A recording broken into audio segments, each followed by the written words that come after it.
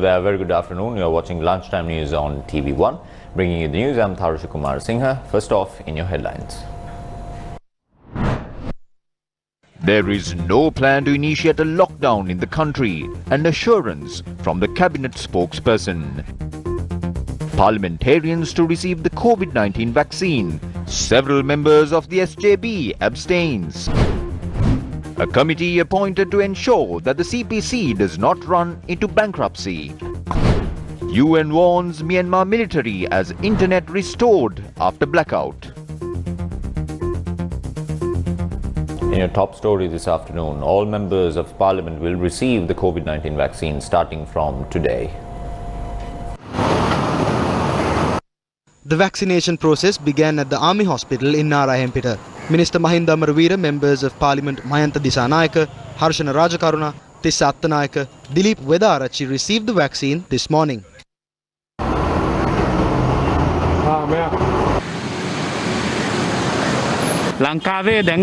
The community spread of the virus has begun now. Therefore, protecting the people in this manner through these measures is a very good thing. I think starting this even now is a very good thing. අපි ප්‍රමාද වෙලා හරි මේක ආරම්භ කිරීම මම හිතනවා සුදුසු ක්‍රියාවක් කියලා.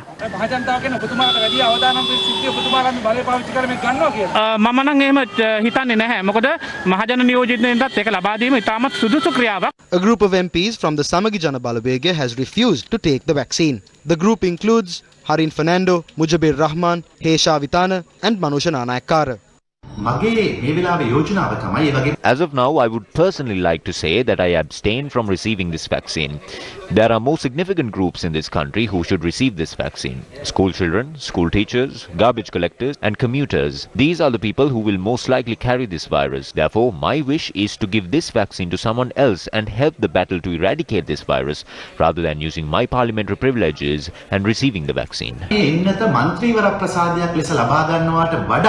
මේන්නත තවත් කාට හරි දීලා මේ රටේ ජනතාව සුවපත් කරන්න පුළුවන් නම් ඒක තමයි මගේ පැතුම. Meanwhile, prison officials were given the COVID-19 vaccine today. The jabs were given at the prison training school. Meanwhile, the administration of COVID-19 vaccine to the general public living in high-risk areas in the Colombo city limits will commence this afternoon at the Campbell Park. Speaking at the cabinet briefing held this morning, co-cabinet spokesperson Minister Udaya Gamanpila said that under no circumstances they are prepared to lock down any area in the country again. අපි දැක්කා ලංකාවේ ආර්ථිකය ඇතුල්ච්ච කඩාවැටීම ලක්ෂ ගණනට රැකියා හිමි වුණා. Many people were unemployed when the economy was affected in the country. Therefore, Sri Lanka has no economic strength to go for a lockdown. Even if we wanted to, we can't do it. We are trying our best to keep the country open and solve this problem. The challenge in the future is to somehow live with COVID-19. Under these circumstances, we have to continue to keep the country open. රට විවෘතව තබාගෙන ජීවිතය ගෙන යන්න. Corona මృతදේහ භූමදානය කිරීම සම්බන්ධව අගමැතිතුමා පසුගිය දිනක පාර්ලිමේන්තුවේදී ප්‍රකාශ කරා. ඊට දින දෙකකට පසුව නෙළුම් මාවත මේ ආණ්ඩු පක්ෂයේ ප්‍රධාන මාධ්‍ය සාකච්ඡාවේදී පාර්ලිමේන්තු මන්ත්‍රීතුමියක් ප්‍රකාශ කර කෙවුවා අගමැතිතුමාගේ ප්‍රකාශය වළංගු නැහැ කියලා. අගමැතිතුමා ප්‍රකාශ කළේ එතුමාගේ අභිලාෂය. එතුමා භූමි දානය කිරීමට ඉඩ දෙන්න එතුමාගේ කැමැත්ත තමයි එතුමා ප්‍රකාශ කළේ. The Prime Minister stated his aspirations, but the decisions regarding COVID-19 can only be taken by the Director General of Health Services. Even he makes decisions after consulting the technical committee. Therefore, the necessary steps will be taken in the future. තාක්ෂණික කමිටුවේ නිර්දේශයක් ලැබිලා ඒ නිර්දේශය cassette මගින් ප්‍රසිද්ධ කරන තුරු දැන්ට පවතින රෙගුලාසියේ වෙනසක් සිද්ධ වෙන්නේ නැහැ. ඉතින් අපිට Also, at the cabinet meeting held this morning, it was reiterated that there is no change in the government's decision to hand over 3 islands in the north to China.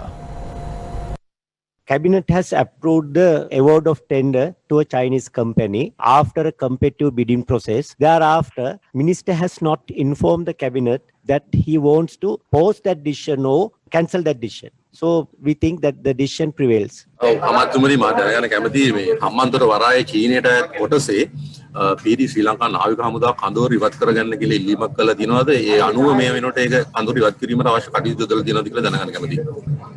ඇත්තෙන්ම අපේ ආණ්ඩුව බලයට පත්වීමෙන් පසු When we came into power, the President has held discussions with China and has granted the Sri Lanka Navy the full authority of the port. Therefore, removing the Sri Lanka Navy camp from the port is out of the question. තීරණයක් කරන් තියෙනවා. ඒ නිසා නාවික හමුදා කඳවුරු ඉවත් කිරීම පිළිබඳ ප්‍රශ්නයක් පැනනගින්නේ නැහැ. As it was mentioned in your headlines this afternoon, the Cabinet has given approval to the Ceylon Petroleum Corporation to obtain foreign exchange for debt management. Now, among government institutions, the Petroleum Corporation is considered to be one of the most indebted with a 600 billion loan. දිගින් දිගටම පාඩුවට වෙළඳාම් As a result of continuing to conduct businesses in a non-profitable manner, the Ceylon Petroleum Corporation has to pay a debt to the tune of 600 billion rupees. In other words, the Ceylon Petroleum Corporation has been bankrupt since 2008.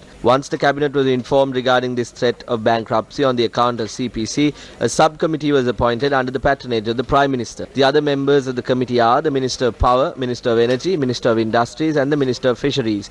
Yesterday, the cabinet decided to allow the CPC to directly purchase foreign exchange needed for them from the foreign exchange market under the approval of the central bank. බලය පවරන්නට ඊයේ අමාත්‍ය මණ්ඩලය තීරණය කළා. On to a story which has been making its rounds lately. The revelation that the Bharatiya Janata Party had a plan to expand its political operations in Sri Lanka was questioned at a cabinet media briefing held today. ඉන්දියාවේ ಭಾರತೀಯ ජනතා පක්ෂයේ ජේෂ්ඨ Amit Shah is a very senior member of the Bharatiya Janata Party. He said the BJP should be politically active in Nepal and Sri Lanka. I would like to know, under the 20th Amendment, were dual citizens allowed to engage in politics with this ulterior motive in mind? බලාපොරොත්තුවක් ඇතිවද මේ සඳහා මේ අවස්ථාව ලබා දීලා තියෙන 20 වෙනි සංශෝධනයේ.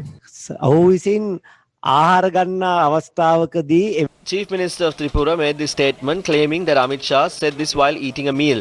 Other than that, there is no video or official statements in the media confirming that Amit Shah made these statements.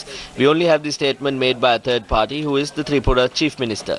Even if they officially make that statement, we believe that the patriotic people of this country will not allow a foreign entity like this to enter our politics.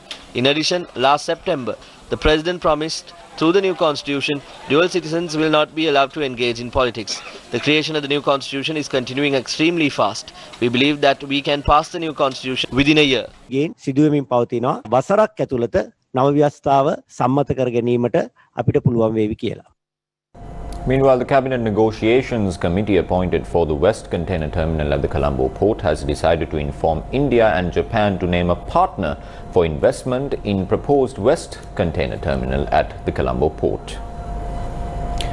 The chairman of the committee told Newsfirst that the decision was reached when the committee convened for the first time yesterday.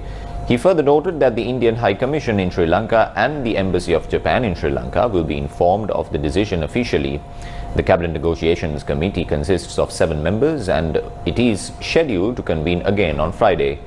The committee report with regards to the West Container Terminal at the Colombo port will be submitted to the Cabinet of Ministers soon. UDC Jayalal, the Secretary to the Ministry of Ports and Shipping, confirmed this. In more local news, the State Minister Vidura Vikramanayake expressed the following views in Horana today.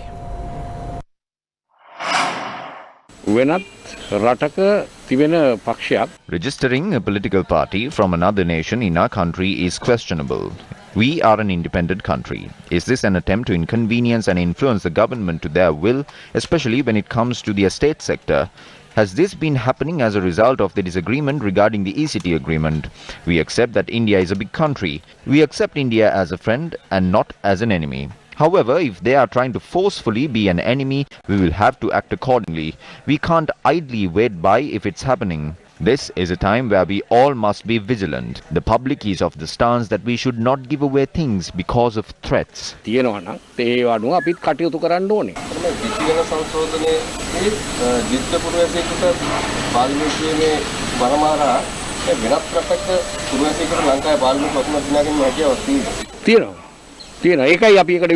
is a chance. That's why we are against it. What the President and the Prime Minister told us was that it would be removed from the Constitution.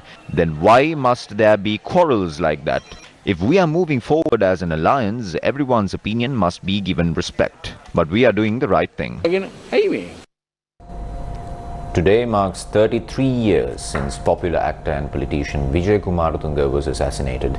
A commemoration event was held today near the Vijay Kumaratunga Memorial. The The event was held under the patronage of former President Chandrika Bandaranayake. Following the floral tribute to the Vijay Kumaratunga statue, the former president expressed the following views to the media.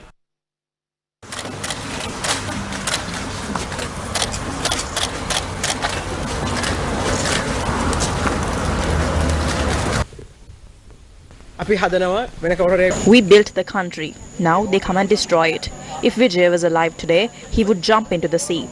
Foreign policy is not to be controlled by anyone. We see that we are now under influence of the Indians and Chinese. They give China a lot of things and they start shouting when they give things to India. This is the tragedy. If we are to save this country, a different group void of thieves should come to power. The Satyagraha commenced by the representatives of the Joint Farmers Association of Wallava Left Bank demanding the proposed Wild Elephant Management Reserve be gazetted, continued their protest for the 31st day. The General Secretary of the Sinhala Rave National Organisation, Venerable Akmi Manadayaratana Thero, visited the site of the Satyagraha yesterday. About 10 to 30 acres of this reserve have been allocated for several other cultivation processes. We demanded the government to release these parts of the reserve. If the government cannot provide a solution to the public, what can the public do? The public is requesting a reasonable solution. Their only hope is for the government to hear their problems and provide a solution to it. But it seems like the authorities lose their brains when they come into power.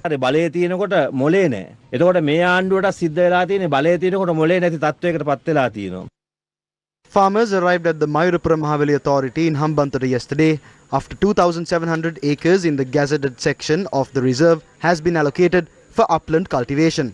According to the farmers, the Wild Elephant Reserve will be lost if the Mahavali Authority releases the said part of the reserve.